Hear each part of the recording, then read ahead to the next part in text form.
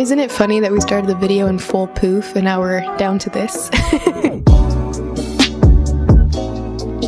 Hello, the room is so much better because you are here, so thank you so much for joining me today. I'm Christy, and today we will be talking about a show that was my favorite childhood show growing up, and that is Kids Incorporated. Everybody look around, hear the sound, something special's gonna come your way. So that is the reason we are wearing denim today, and we got our hair tweezed up to kind of look like Stacey Ferguson from back in the day. For those of you that may not know, Kids Incorporated was a Disney Channel TV show, one of the first ones, and it spanned from 1984 all the way to 1994. The only reason I got to experience Kids Incorporated was because my parents saw that one of my older cousins really enjoyed the show, so they thought, hey, whenever we have kids, it'll be a good idea to record this show to VHS tapes so they have like all the episodes or whatnot. And it's funny because I didn't really have the episodes, I would have just the songs. As I grew up and the internet started becoming a thing, I really loved to like find more information on the castmates, on the shows, seeing the episodes from the songs that I used to know and all of this, but surprisingly there isn't a lot of information on the show online. It's kind of limited to fan clubs that have done an incredible job in really finding these videos and remastering them, and then maybe once or twice like a celebrity that was on the show makes a callback of the show. But besides that, it isn't anywhere. You can't like stream it on an official like Disney Plus site as you would like another Disney Channel original show. So since then, and since I realized there isn't a lot of information on this online, I figured I really wanted to make a video about it and document what I know, what I've read online. It might not be 100% accurate, but it is what there is online, and it is what I got to see growing up. So hopefully if you watch Kids Incorporated, this is going to be a fun, nostalgic train back to childhood. And if you haven't, this is a great time to discover such an amazing show that was the start for so many big celebrities that continue to kill it even years after the show ended. I really hope you enjoy the research behind this. Kids Incorporated was a show that featured young characters, either in their teens or a little younger, that worked together in a band called, you guessed it, Kids Incorporated. They would work together in a place called the Palace that used to be called the Palace, but the A burnt down, so it just ended up being called the Place. The band would sing songs in the actual stage, and they would also sing songs throughout the plot to just express how they were feeling. So in many ways, Kids Incorporated was kind of like the first Glee, you know, using songs that were either hits currently or hits from the past and embedding them in a storyline, but also performing them just as Glee did it. Don't try to resist me. Open your heart to me, baby.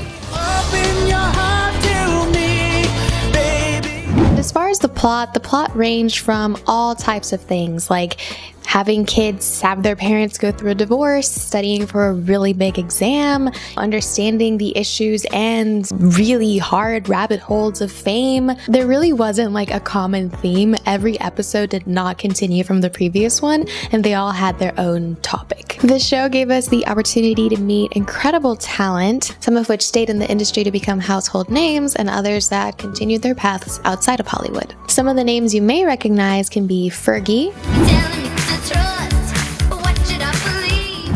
I hope you know, I hope you know. Jennifer Love Hewitt, I just made one mistake. I didn't know what to say when you called me baby.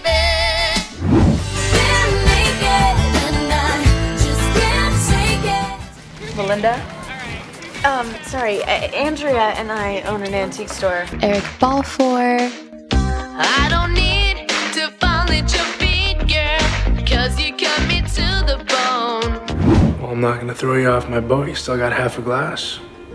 It's expensive bourbon. Dream, baby, got me dreaming sweet dreams. That time too. Roseanne Patterson, Never knew what my heart would be facing. I guess I must have been blind, saying goodbye to you and keep me. Oh, hey,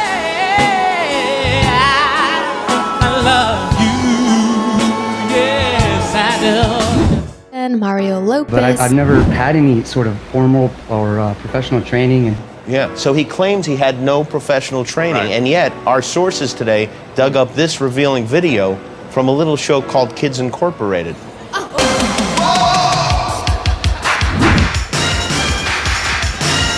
Yeah, no formal training? No, I don't believe it. You sneaky little pirate. The list goes on and on. And for many of these people, Kids Incorporated was the first gig that they had in Hollywood and the first gig to like kickstart their whole career. And that became my first acting job. And slowly but surely, I started building a career over the next few years. And it was very, very slow, the progression, because I did that show. I basically shot the television show for the Disney Channel. And after 3 months of shooting, I was like, all right, I'm going to go back to my life, I guess.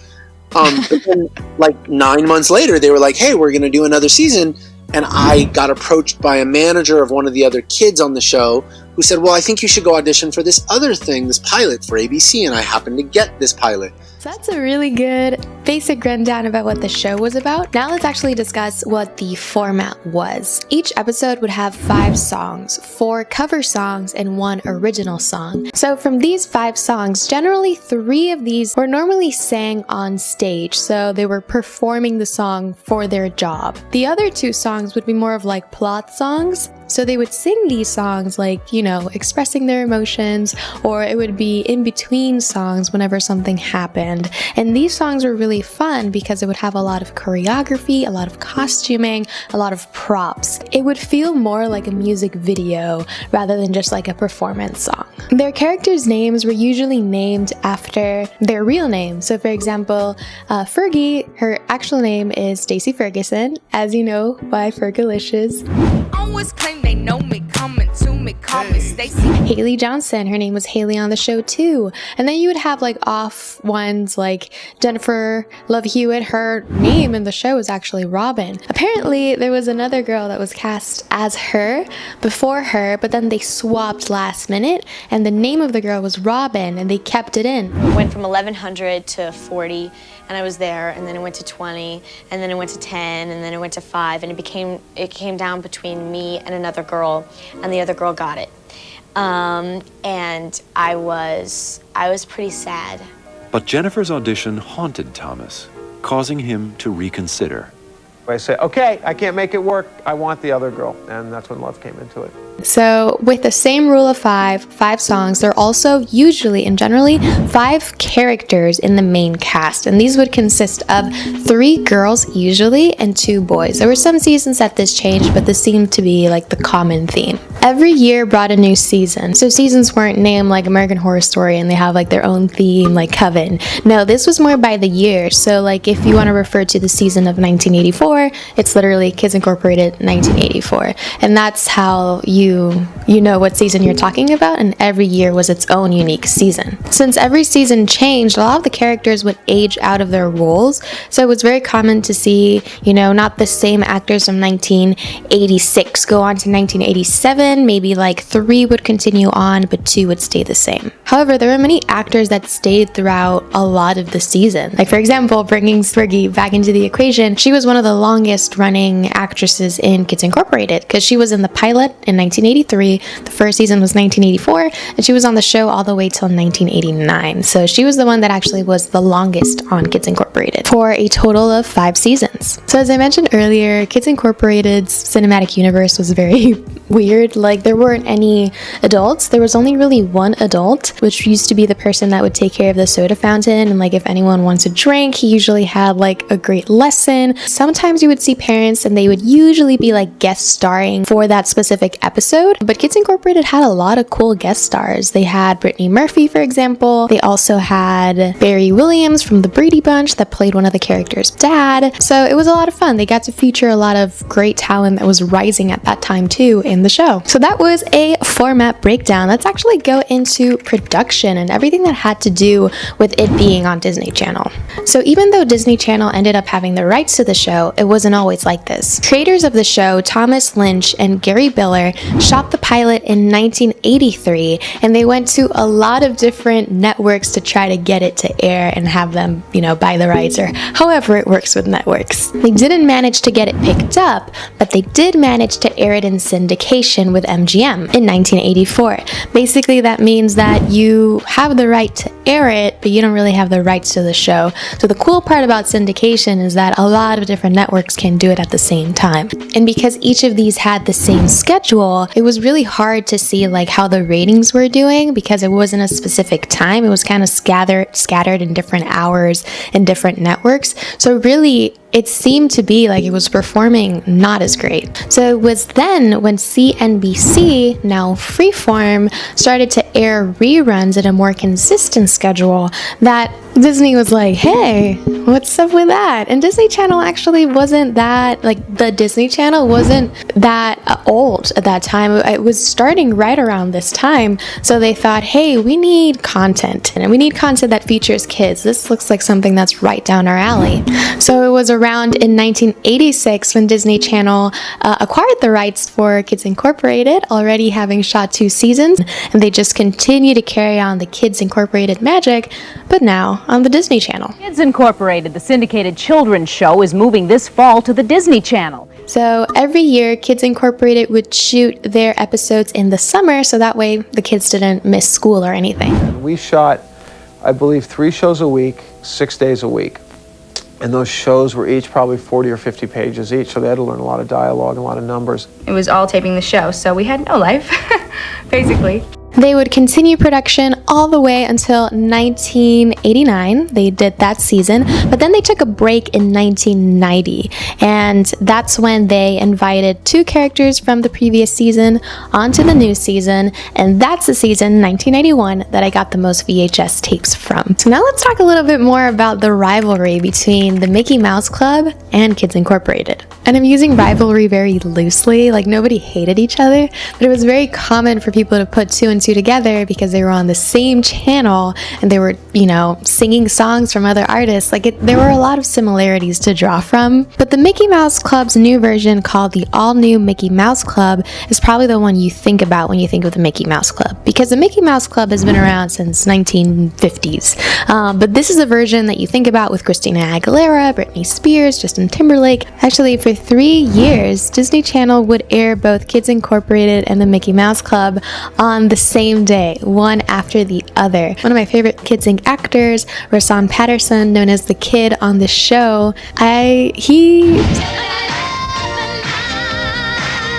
talent everywhere. Talent on his pinky finger is enough for a whole world, I swear. But he described it the best.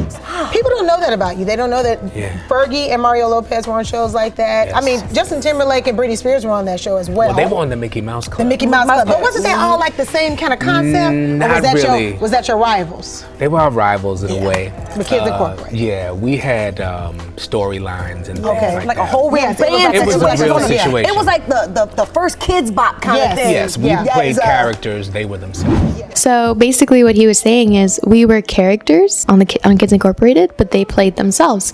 So it was actually a plot that they would carry out versus the Mickey Mouse Club would just follow their lives. So it was very different, really. So the next part is kind of fun if you followed the show but didn't really follow it chronologically. So we're gonna go through each season and the actors in each season, and how they aged out and how they filled them up and how the format changed throughout the years. And I have my notes over here, which is why I'm looking this way.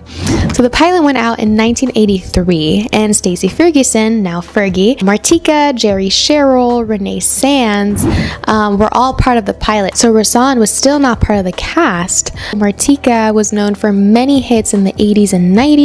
She even had a song called Toy Soldiers that was later sampled by Eminem. Renee Sands, actually, after Kids Incorporated, joined a girl group with Fergie called Wild Orchid. But a fun fact that I didn't know about Renee is that if you like camp rock, the song called Here I Am, that was actually sung by Renee. It was dubbed by the actress in the movie. So that was really interesting.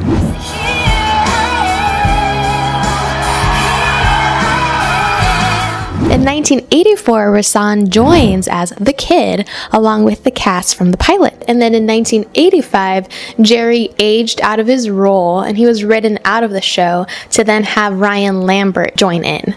So from the research I pulled, it seemed like Ryan was really like the heartthrob at the time. Like, I think that actually he and Stacey had like a really cute romantic situation going on, and I think you can kind of see it in some songs, but I don't know, I guess it's just very me just getting all like fangirly about it. There wasn't like hard proof or anything. So you may also know Ryan from the Monster Squad as Rudy. So in 1986, which was the year that Disney picked it up, the main cast was still the same. So it was probably a good idea from transition wise. Then in 1987, Martika continued her musical career outside of Kids Incorporated, and the slot was filled with Connie Lou.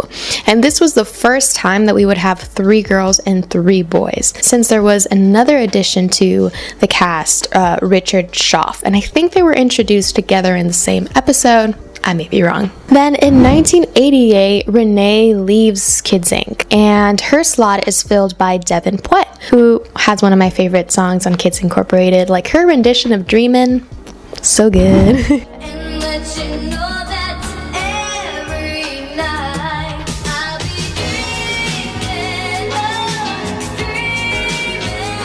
dreaming. And then Rasan Patterson also leaves, so definitely big shoes to fill here. However, Kenny Ford Jr. killed it and he filled his shoes. I wouldn't even say he filled the shoes, he kind of made his own space, and he also ended up being one of my favorite characters.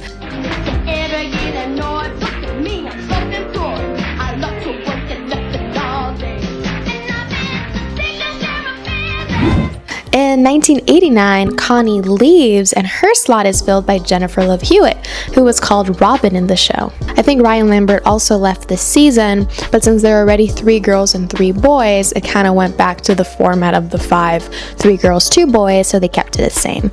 And this was in 1989, Stacey Ferguson's last season.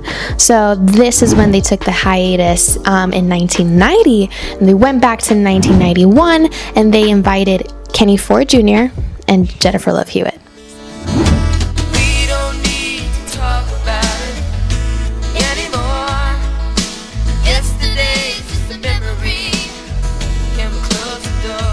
So in 1991, we're introduced to Anastasia Horn, an incredible vocalist, and she had a lot of like Broadway strong vocals, and I would always as a child be like, this lady is like incredible.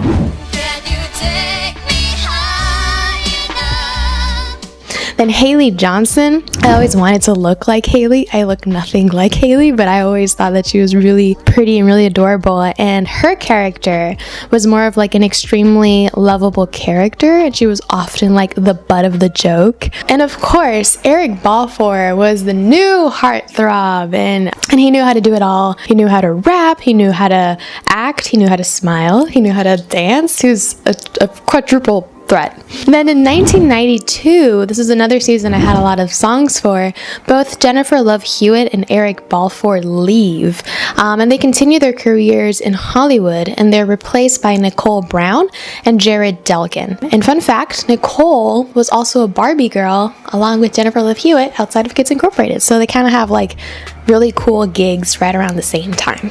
And then in 1993, Kenny and Jared leave and they're replaced with Charlie Brady and Anthony Harrell.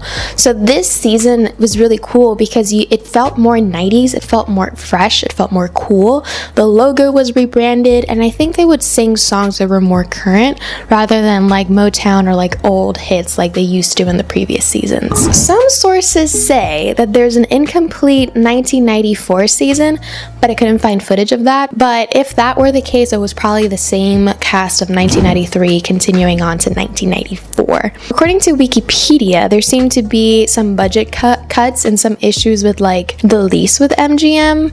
So production stopped right around this time, but they kept doing reruns all the way to 1996. So that's why it kind of felt like it took a really big portion of the 90s. Something that I would really appreciate about Kids Incorporated is how they would weave teachings within the plot. Every episode would teach you something. I didn't really have too many episodes in my VHS recordings. I'm sure that for people that actually watched the entire thing, they learned a lot, and that's beautiful, you know, having shows that would teach your children something, and I think we should continue to do that, you know? It's a first for me, and I think it's a first for television. You've never seen a character portraying who's a clown who happens to have a disability. You've never seen that on television. What he shows to the little kids is that a handicap, a physical handicap or a mental handicap, is not something to be afraid of. It's something to be recognized, dealt with, and then get on with your life with it, not let it hold you back. So there are a lot of wishful rumors wondering if Kids Incorporated is going to be a part of Disney Plus. From what I've seen, this is probably not going to happen. I mean, I would love if that could happen, seeing them all in chronological order and great quality, but I think that's probably not going to happen. Quality wasn't that great. I mean, probably when it was airing it was great, but the videos we have now are kind of like the copies of the copies of the copies. So I don't know if they have like a master recording of all of these. Not only that, but again, these are covers of songs. So I don't know if they have to like renew their like copyright rights to be able to stream these songs again. I don't know how that works, especially now if there's like a subscription and there's money involved. I don't know how that works, but I'm sure that has something to do. But if that ever happens, I'll let you know, or let me know, because I would love to binge the entire show. The other day, I managed to get some of the DVDs. I posted my journey and like watching it and how excited I was, and I tagged Haley and I tagged Eric, and they both like reshared my story, and I was like on cloud 9 on that day because I just felt it went completely full circle. And it's crazy because like I didn't grow up with them, but I did grow up with them, if that makes sense. I just hope that if as a kid you grew up with the show and you were looking for all these questions to be answered because it was such an awesome show, that this answers these for you. But yeah, I think the actors on Kids Incorporated were triple threats. I think the chemistry between actors was like, I don't know what happened behind the scenes, but definitely on camera they seem to get along like really well, and they're just, I don't know, it's a very wholesome show, and I'm just happy that I got to see it. So I really hope you enjoyed today's video. I had a blast just going back and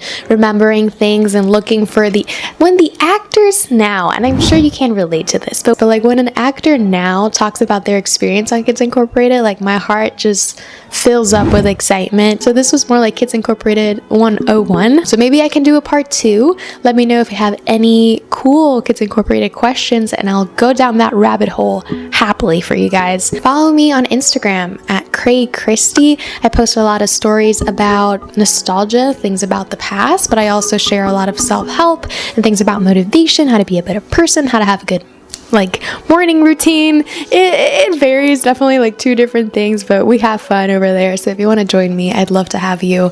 But thank you so much. Don't forget to subscribe if you haven't subscribed, and I'll see you next time. Bye, you guys.